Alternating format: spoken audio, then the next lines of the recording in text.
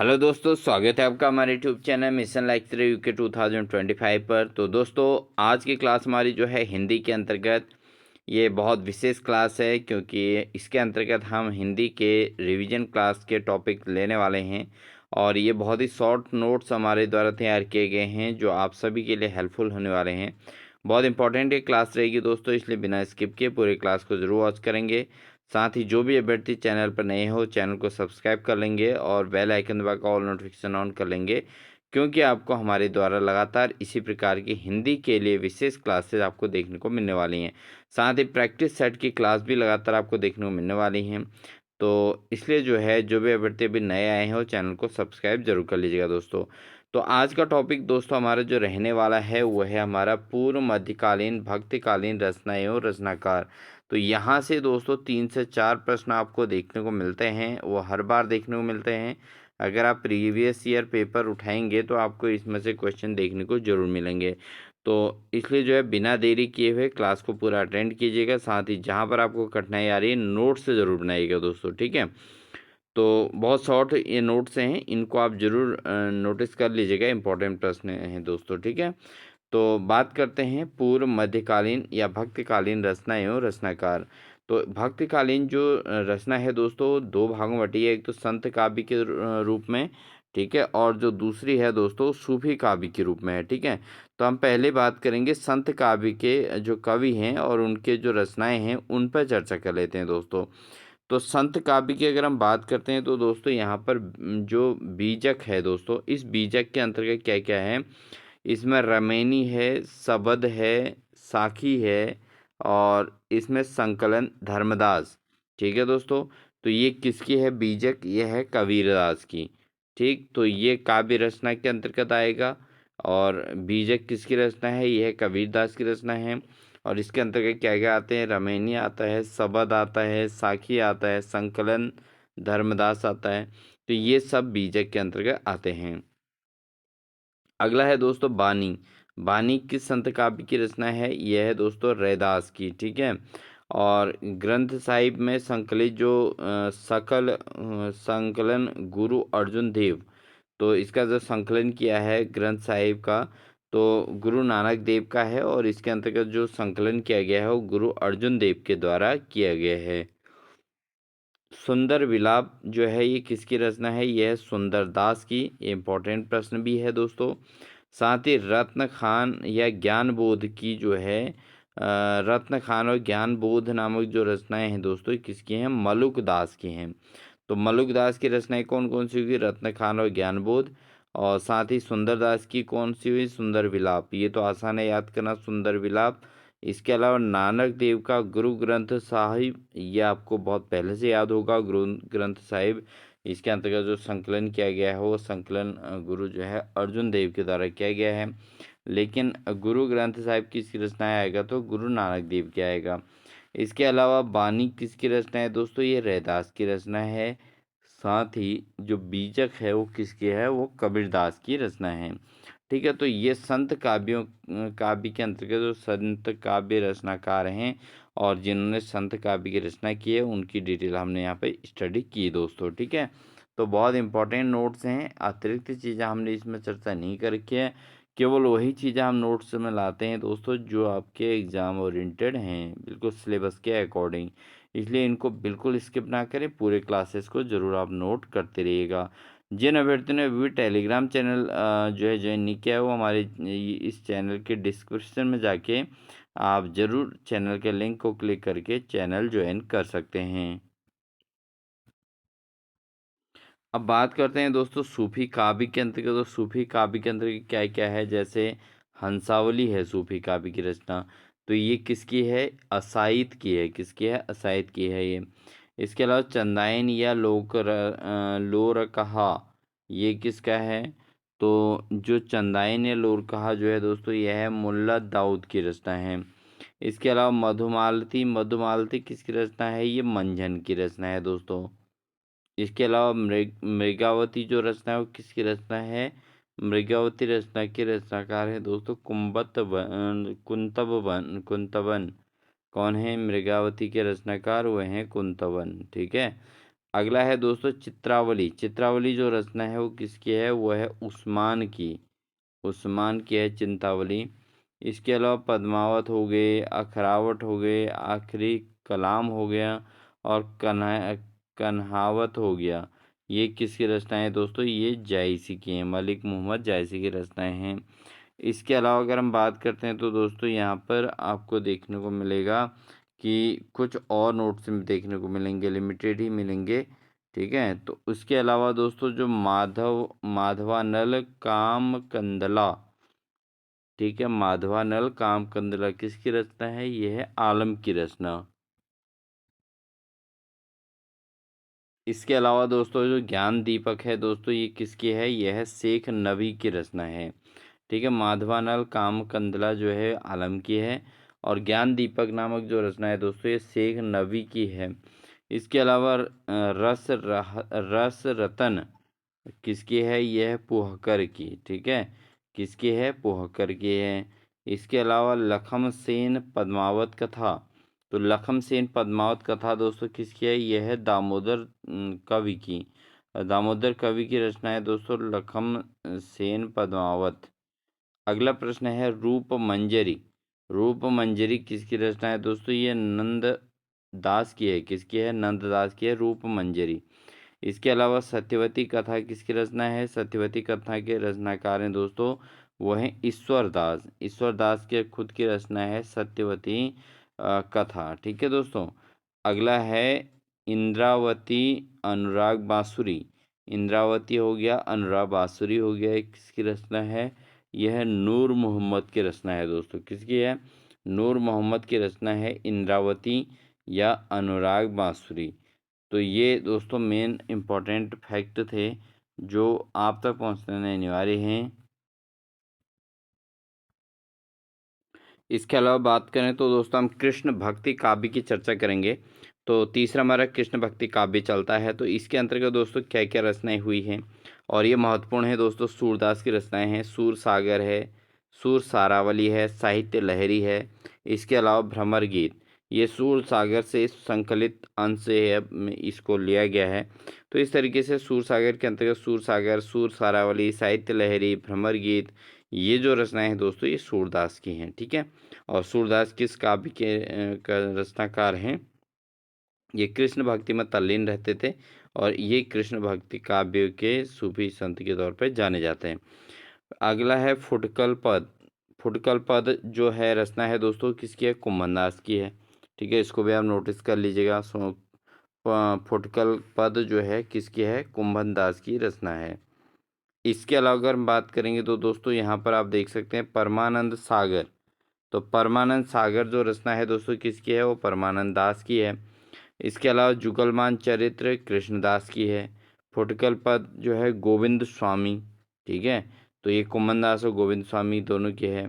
द्वादश भक्ति प्रताप हितजू को मंगल, ये किसकी है? ये चतुर्भुज दास की है। इसके अलावा नंददास की जो रचनाएं दोस्तों वह है राम पंचाध्यायी या भंवर गीत।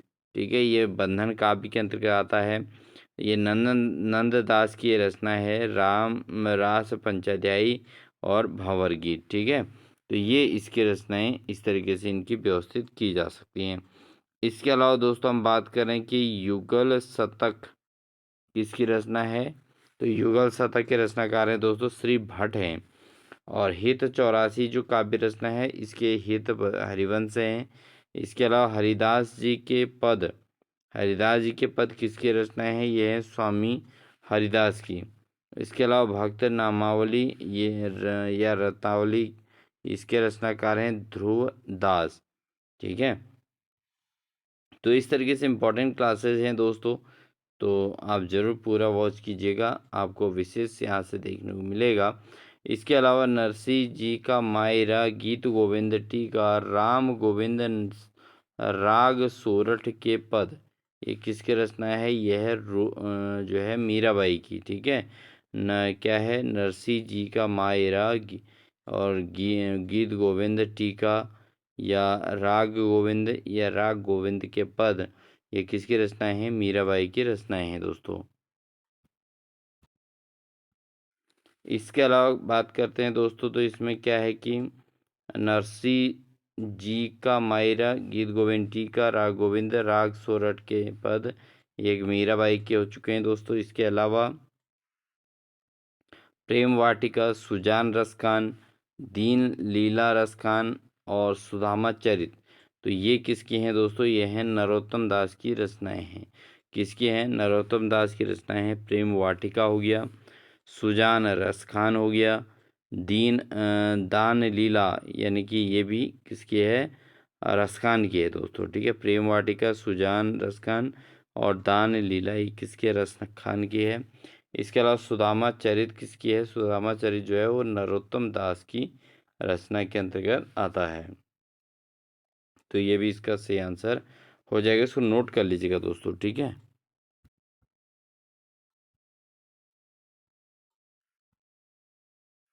आगे दोस्तों राम भक्ति काव्य की हम बात करते हैं। तो राम भक्ति काव्य के अंतर्गत क्या क्या है?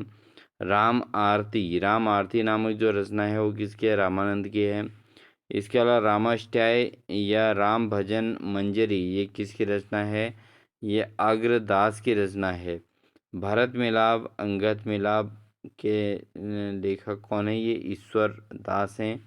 ठीक है, इसके अलावा रामचरितमानस ने क्या क्या रचनाएं की थी?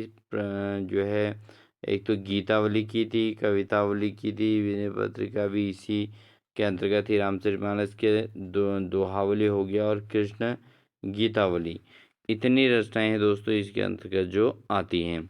इसके अलावा पार्वती मंगल, जानकी मंगल, बर्वे रामायण और रामाज्ञा प्रश्नावली।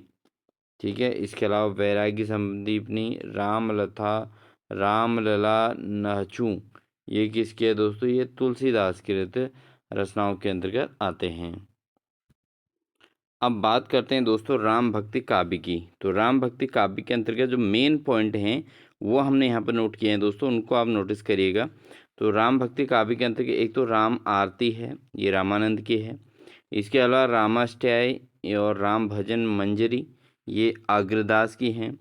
इसके अलावा भरत मिलाप और अंगद पैंच, इसको इम्पोर्टेंट कर लीजिएगा दोस्तों। भरत मिलाप हो गया, अंगद पैंच हो गया, किसका है? ईश्वर दास की रचना है। किसकी है? ईश्वर दास की है। इसके अलावा रामचरित मानस, ठीक है, और गीतावली, कवितावली, विनय पत्रिका, दोहावली, कृष्ण गीतावली, ये जो है किसके हैं? साथ ही इसमें पार्वती मंगल हो गया, जानकी मंगल हो गया, बरवे रामायण हो गया, रामाज्ञा प्रश्नावली हो गया, वैरागी संदीपनी और रामलता नहजू, ये जो रचनाएं हैं दोस्तों किसकी हैं? तुलसीदास की रचनाओं के अंतर्गत आते हैं।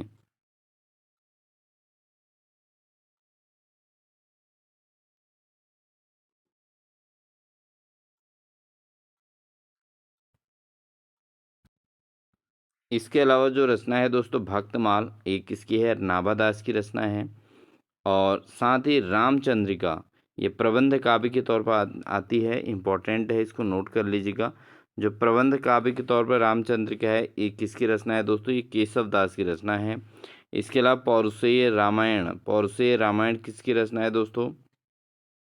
पौरुषेय रामायण जो दोस्तों है नरहरि दास की रचना, नरहरि दास की रचना है पौरुषेय रामायण। ठीक है, तो इनको आप सारे नोट करके रखेंगे दोस्तों, इम्पोर्टेंट फैक्ट हैं, इम्पोर्टेंट हैं।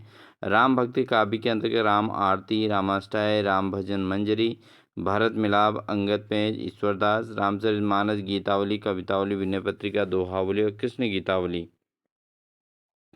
इसके अलावा पार्वती मंगल, जानकी मंगल, वर्वे रामायण, रामाज्ञा प्रश्नावली, वैराग्य संदीपनी और राम लला नहचू, ये किसके हैं? तुलसीदास के हैं। यही इंपॉर्टेंट है दोस्तों, इन्हीं के अंदर से क्वेश्चन आपको देखने को मिलेंगे तुलसीदास की रचनाओं के अंतर्गत।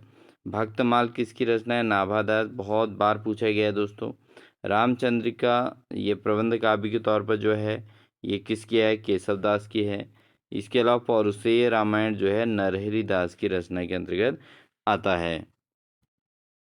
अब हम बात करते हैं दोस्तों कुछ विविध टाइप के अलग अलग प्रकार के जो काव्य रचनाएं हैं वो किनकी हैं और क्यों महत्वपूर्ण हैं हिंदी के अंतर्गत। तो दोस्तों जैसे पंच सहेली, पंच सहेली जो काव्य है दोस्तों किसकी है? छीहल की है। किसकी? छिहल की। इसके अलावा हरिचरित और भागवत दशम स्कंद भाषा, ये किसकी है? ये लालच दास की है। ठीक है, तो ये इनकी रचनाएं हैं। इसके अलावा अगर हम बात करें दोस्तों, रुक्मणी मंगल या छपई नीति और कवित्त संग्रह, महापात्र नरहरि बंदीजन। ठीक है, महापात्र कवित्त संग्रह है जो दोस्तों, ये महापात्र नरहरि बंदीजन की है। इसके अलावा अगर हम बात करें, जो माधवानल काम कंदला जो है ये आलम की है। सत प्रश्नोत्तरी जो है ये मनोहर कवि की है दोस्तों, इसको भी नोट कर लीजिएगा। हनुमान जो है हनुमान नाटक जो है दोस्तों, ये बलभद्र मिश्र की है। ठीक है, आप उम्मीद रखिएगा दोस्तों, 100% आपको क्वेश्चन यहीं से देखने को मिलेंगे, इसलिए आप इनको बिल्कुल नोट करके रखेंगे, अपना नोटबुक में नोट करके रखिए। आप इससे तैयारी आउट ऑफ, आपको परेशान होने की आवश्यकता नहीं है।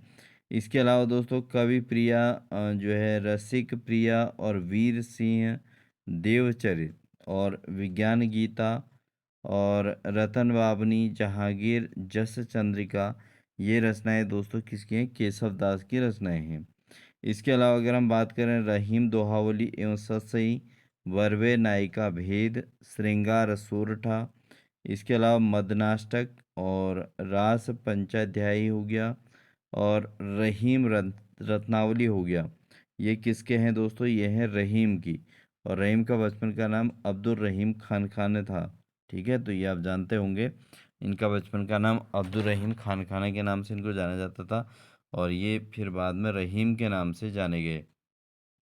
तो इतनी सारी रचनाएं इन्होंने हिंदी साहित्य के अंतर्गत दी हैं, अपने काव्य के अंतर्गत। तो इनको भी आप नोट करके जरूर याद करके चलिएगा दोस्तों। ठीक है, तो रहीम की रचनाओं के अंतर्गत बात हो गई। अब हम बात करेंगे दोस्तों, अष्टछाप के कवियों की बात करेंगे। बहुत लिमिटेड ये नोट्स रखे गए हैं दोस्तों, बहुत इंपॉर्टेंट नोट्स हैं, इसलिए आप ज़रूर नोट करिएगा इनको। अष्टछाप के कवि वल्लभाचार्य के शिष्य। अब वल्लभाचार्य के शिष्य कौन कौन है? एक तो सूरदास है, कुम्भन दास है, परमानंद दास है और कृष्णदास है। तो ये अष्टछाप के कवियों में जैसे प्रश्न आ जाता है, कुम्भन दास किसके शिष्य रहे? तो कुम्भन दास जो शिष्य हैं वो किसके हैं? वल्लभा दास के। ठीक है, वल्लभाचार्य के। तो ऐसी ही सूरदास हैं, परमानंद दास हैं, कृष्णदास हैं, ये वल्लभाचार्य के शिष्य हैं।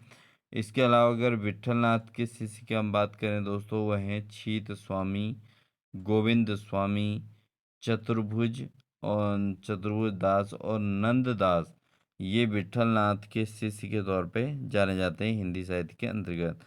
ठीक है, छीत स्वामी इनकी रचना है, गोविंद स्वामी भी इनकी रचना है, चतुर्भुज दास हैं और नंद दास। ठीक है दोस्तों, ये भी इम्पोर्टेंट फैक्ट थे। अब बात करते हैं दोस्तों, हिंदी साहित्य के अंतर्गत जो कुछ पंक्तियां हैं, जो प्रसिद्ध कवियों के द्वारा कही गई पंक्तियां हैं, और इन पंक्तियों को किसने कहा है, ये आपको पेपर में क्वेश्चन पूछा जाता है। आपने प्रीवियस ईयर के प्रैक्टिस सेशन में देखा होगा, ऐसे क्वेश्चन लगातार पूछे गए हैं। तो जैसे है क्वेश्चन है, संतन को कहा सीकरी सो काम, आवत जात पहनिया टूटी, बिसरी गयो हरिनाम, जिनको मुख देखे दुख उपजत, तिनको करीबे परी सलाम। तो ये किसकी है दोस्तों? ये है कुम्भन दास की रचना है। किसकी है?